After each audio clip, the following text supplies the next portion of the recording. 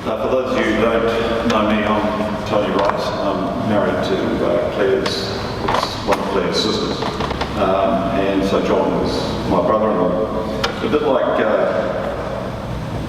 Donnie and John, I met, Donnie and Andrew, I met John in the early 90s. In fact, in 1993, I was visiting the UK interviewing for a job in Coventry. And I knew Claire and Lee and Chris were in the United Kingdom at that stage, so after I finished the interview I made my way back down to London and rang the girls and said, look, I'd like to meet with you to have a dinner and a couple of drinks and maybe meet this guy that Claire was going out with and see if we could give him a seal of approval. And anyway, they suggested we go to a place that they'll recall quite well. It was called Classicos, which became a very big night, and it was a sign of things to come, obviously. As fate would have it, I got the job, and Marianne and I and the girls showed up in England just in time for John and Claire's wedding. In fact, my two daughters ended up being bridesmaids, which was a bit handy because they didn't have any other young Southern relatives in the vicinity at the time. And so began long-time family relationship and, more importantly for me, a friendship that lasted 25 years. Donnie talked earlier about John's generosity of spirit. I'd like to take a different slant on that and just say or focus on John's curiosity and acceptance of people. He didn't really care about who you were or what you did. He was always up for a chat and finding out about people.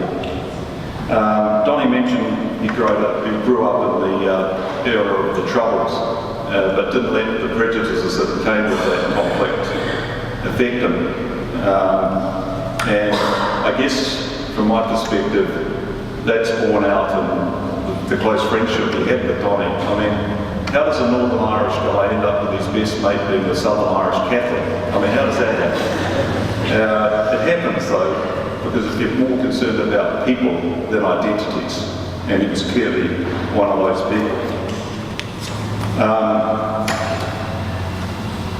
If you were prepared to extend the hand of friendship to John, he was more than happy to grasp it, and he didn't care where you came from. He had an inquisitive nature, and he was always comfortable having a beer and talking with people and finding out about their background. I swear he could just about give you people's life story after half an hour of talking to them. Perhaps one of the more humorous experiences I had with John is an example of this, and it's the day that we were off to Lord's to watch cricket. It was New Zealand playing England, and the game got rained out by lunchtime. So this was the days before mobile phones, and Marianne and Claire had dropped us off and gone shopping. So what were a couple of boys to do with their afternoon when they had no cricket to watch? Well, of course you go to the pub, don't you? And as fate would have it, we walked over to the nearby suburb called St John's Wood and found an establishment that was complete with quintessential hanging baskets and the bay window, and just the most inviting pub in the world to a newly arrived Kiwi. And so I thought, right, that's us.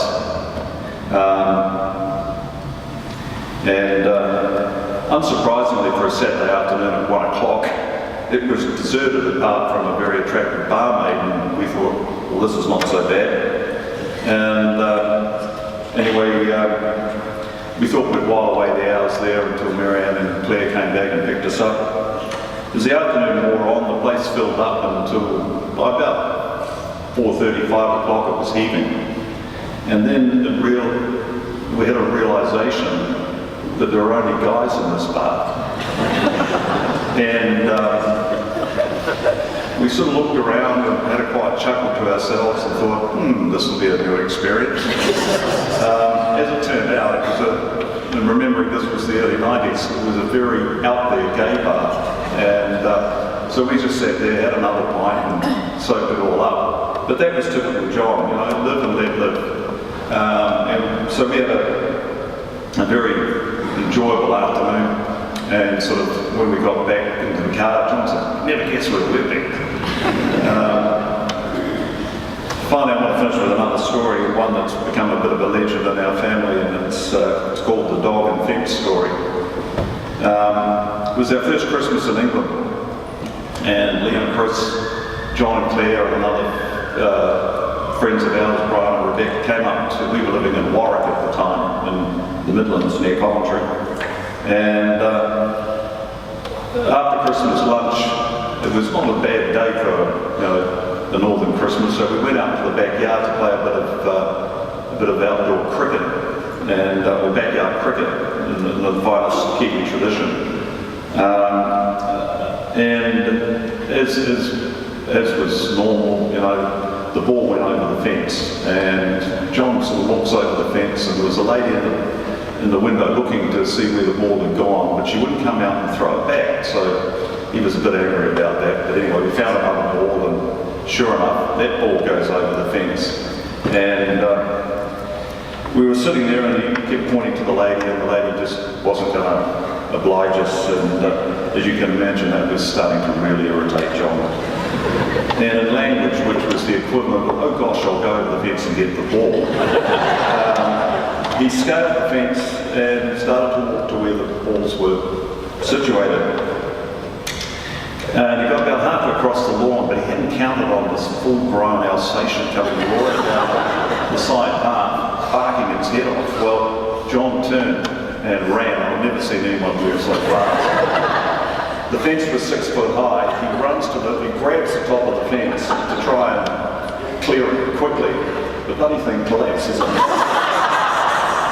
he scurries across the garden. Fortunately, the dog was in pursuit, but the dog was well enough trained that it stayed in the property of its owner. And as you can imagine, John made his way back inside, cursing and swearing in language that's probably best not repeated here.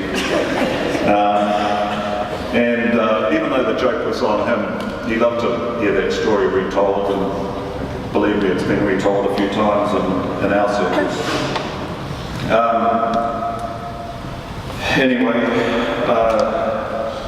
he'd certainly kept us entertained over the years, John, and it's never been dull. It's always been fun, and he's a guy, as somebody said earlier, that you could always count on.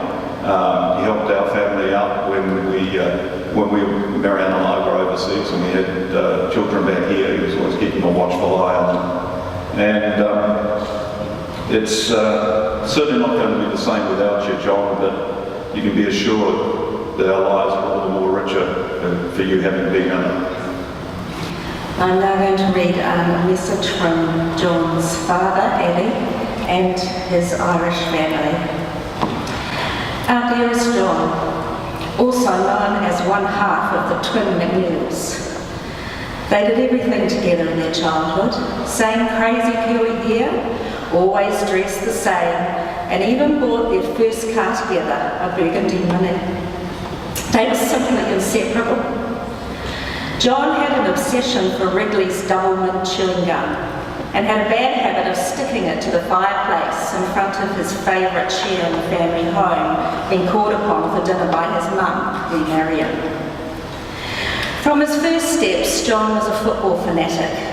He played for a few local teams, including his hometown of Ballymena, playing for Ballymena United's reserve team, whilst also being an avid supporter of Glasgow Rangers from a young age. John loved nothing more than to finish work on a Friday and head out to watch football with his friends and enjoy quite a few vodka and coke. These are all precious memories that the family holds dear. John will always be loved and remembered as a dear son to Addie and Marianne, twin brother to Roy, and uncle to Stephen and Leanne. Love you always.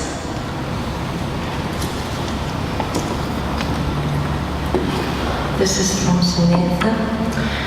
Dear Dad, nothing that I write seems enough to explain in words how lucky I've been to have you in my life.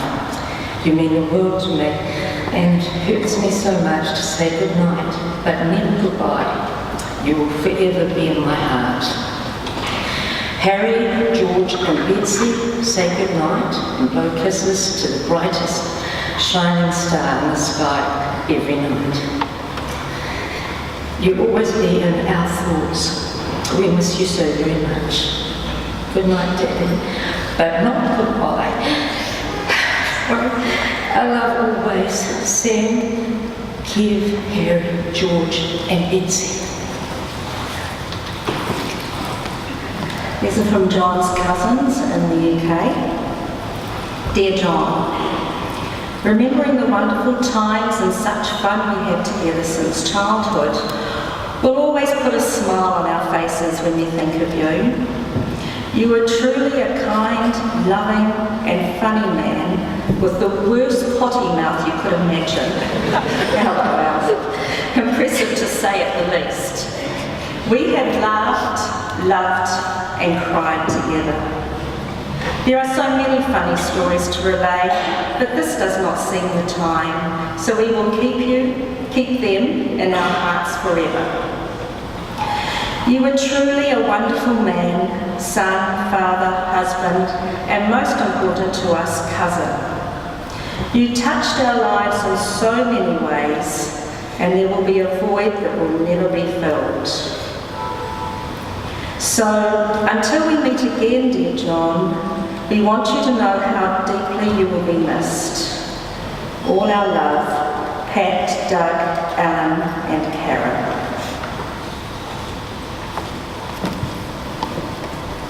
This is from Lorna. Deepest sympathy to Claire, Ryan, Ella and Georgie boy. So sorry to lose my good friend of many years. I have many happy memories of the times we spent together in Kauwaki, London and New Zealand. Memories are a keepsake. Goodbye, my friend. Love, Lorna. This is from Keith and Doreen from Moore, Northern Ireland. I have known John for the best part of 40 years, and although neither of us were the most cool and collected, I can't remember a crossword between us in all that time. He was a true friend and one I could always rely on. While I will miss him badly, I take comfort in remembering all the good times we shared together, and in John's own words, the various sprees we embarked on. The courage, strength and dignity he and his family have shown in the past few years is amazing. John, you have gone too soon, but you will never be forgotten. And I will continue as I currently do, to quote your witty one-liners. You will always be remembered fondly.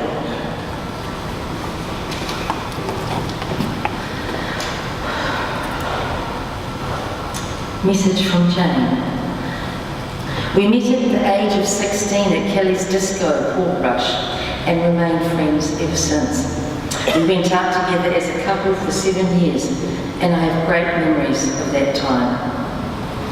The last time we saw each other was about 12 years ago on one of your trips back to the UK from New Zealand.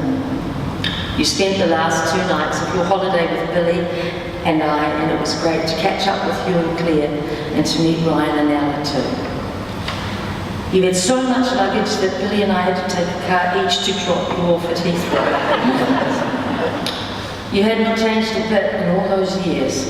You still swore as much as ever, but still had a heart of gold. One memory will always be your larger-than-life personality and the ability to make new friends no matter where you went.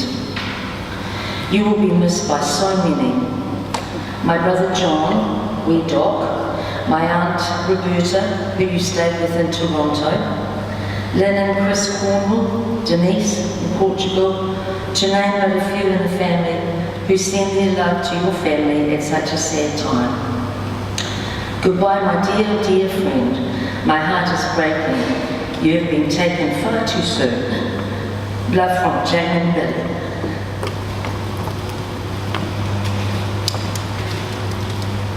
This is a message from Nikki. John, throughout all the years I have been privileged to call you my friend. It's hard to pick out one or two favourite times or stories but I will choose a couple that are personal to us.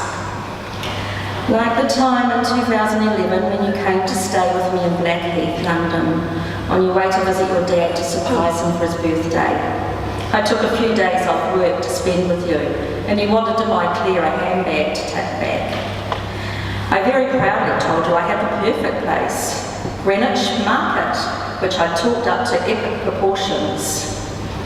Unbeknownst to me, on weekdays it was a completely different market to the stylish craft market of the weekends. Off we went walking down through Greenwich Park to be met by what can only be described as a typical, understated, second-hand flea market. To which your disgusted response was, "Crikey, it's like bloody Steptoe and Son's backyard." To which we promptly left, no handbag purchased, sorry Clarabelle, and went off to the nearest pub.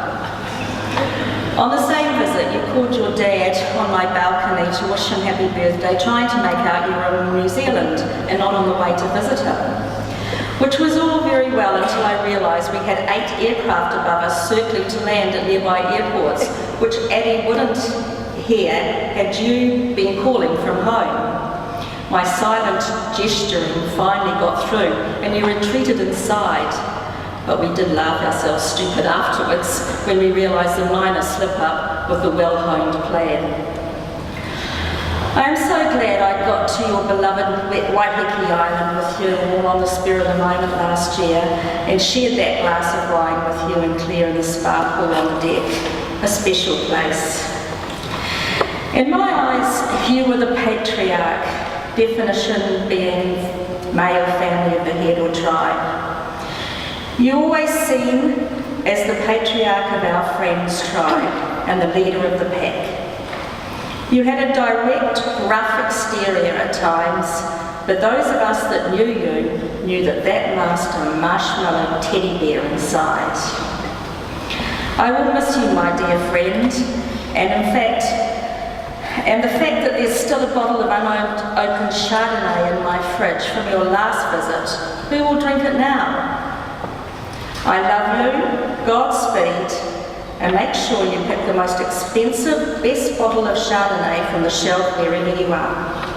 Cheers, Nikki. P.S. I'm still not giving you the win on our Who Makes the Best Mash contest. To be continued.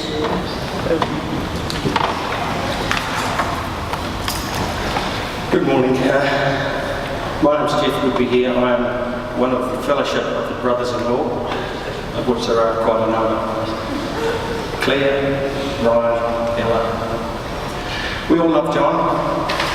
We loved his genuine caring for family and friends. We loved his generosity, his dry wit, his loyalty, his honesty and his directness. Jane and I enjoyed many good times with John and Claire. We holidayed in Melbourne on 4 occasions. It was a laugh a minute in between pubs, restaurants and cafes. John and I also spent a good deal of time standing outside shops while the girls did their thing inside.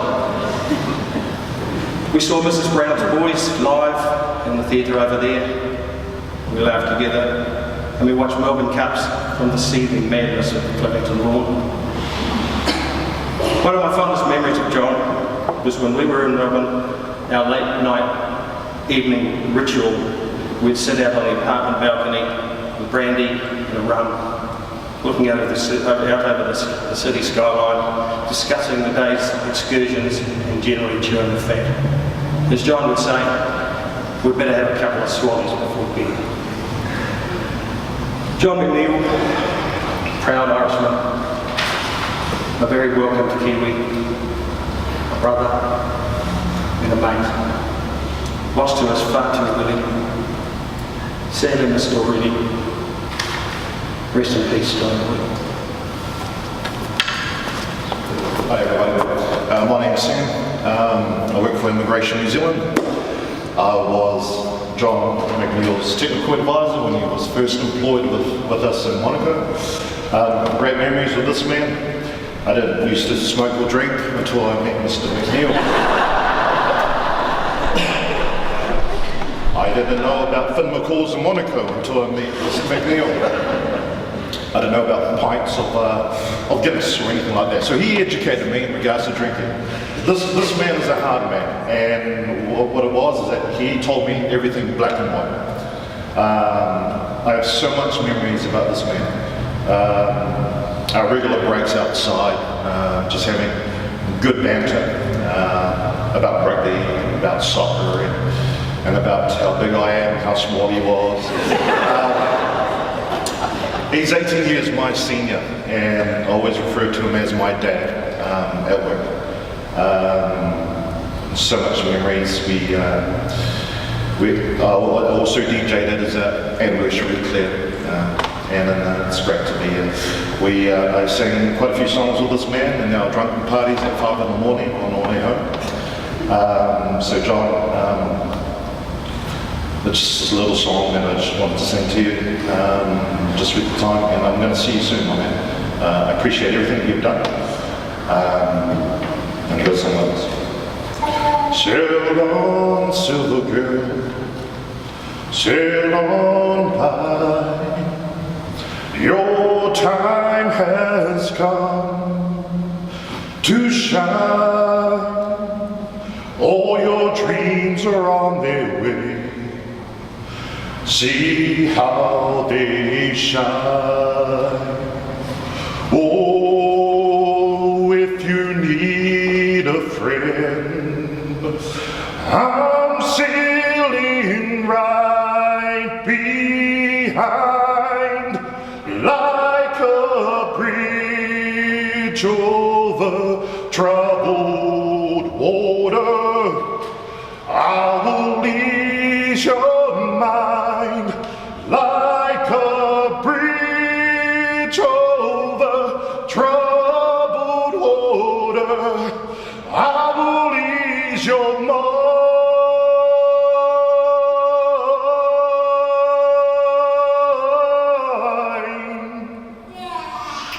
Thank you. It's all right, John just said you can smile if you want. It's getting rather heavy in here. My name's Robbie Boy, or Rob, and Johnny always used to know me as Robbie Boy. And you've already heard a lot about John, about his personality, who he was, and what he was like. And I sort of cottoned on to that quite early. I've known John since we met Claire and John when they came back to New Zealand. And Claire was heavily pregnant with Ryan. And me and Joe were heading off to England, so we suggested that they could use our flat. I've never met him, I'd only sort of known, I'd only known Johnny Boy for probably a couple of days. And I can remember phoning back after about the first few days just to check that everything was going all right. And John started to berate me on the fact that back then we had a waterbed, and it was a bladder waterbed, it wasn't a mattress. And with Claire, every time she turned over, he got kicked out of the bed. He wasn't too keen on that. But, John became a very, very good friend. A very good friend. Like you've already heard, he would hug me on the way in and kiss me on the forehead on the way out and say goodbye, brother. And he sort of did become a brother over the years. As other members of the sort of trio, if you want. It's already been touched on already that there's a saying that says, if you're in somebody's heart, you can never truly die. And I know that John's in my heart and will always stay in my heart. And I know his legacy spreads across all of you here, and his name will be in all of your hearts, I'm sure. So this isn't really a goodbye at all, as Donnie and Matt's already said. I had the privilege last Thursday evening of praying with John. Had a bit of a quiet time in the hospital, and John obviously couldn't say much, But I just asked him to squeeze my hand if he understood what was going on, and he did. And I know in the Bible, I don't want to get too heavy here, but in the Bible, in the book of John, it says a place has been, or a room in the mansion of God up in heaven, a room has been prepared for all of us. And I believe last weekend that the Spirit of God came down and said, Mr. McNeil, your room's now ready. And he checked in, and he's up there right now, watching the Warriors, having whatever it is that he wants and doing whatever it is that he does. And, you know, it's a good feeling. I know where John is, I just know where John is right now. And he's in a better place than he was last weekend. Thank you all very much for sharing, and we'll be able to continue the conversation over refreshments at the end of the service. Loving God, we thank you that you have made each of us in your own image and given us gifts and talents with which to serve. We thank you for John, for the years we shared with him, the good we saw in him, and the love we received from him. Give us strength and courage now to leave him in your care. Amen. Let's stand and sing the hymn, Abide With Me, which is in your order of service.